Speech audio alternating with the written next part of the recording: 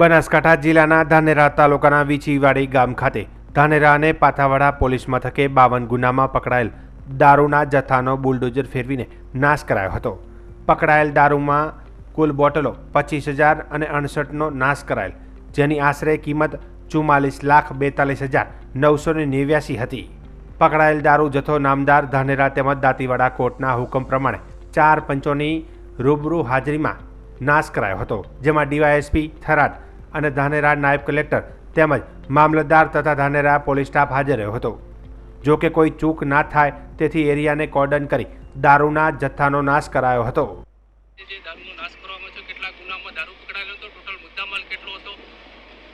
આજે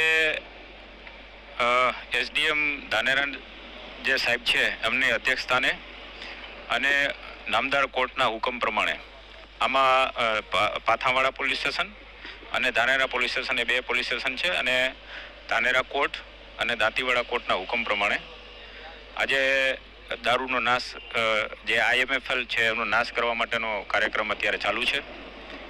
અત્યારે અમે ટોટલ 52 ગુનાનો મુદ્દામાલ છે, 25,068 બોટલો છે અને 44,42,989 રૂપિયાનો મુદ્દામાલ છે।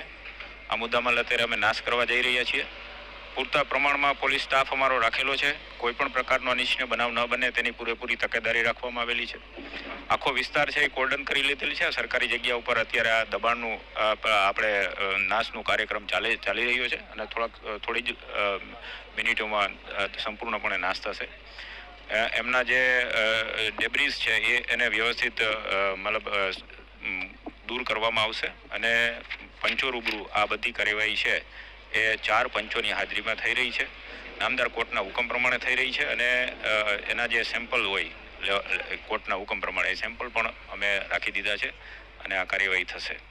આમ ટોટલ અમે લગભગ 44,42,989 રૂપિયાનો મુદ્દામાલ અત્યારે નાશ કરવા જઈ રહ્યા છીએ।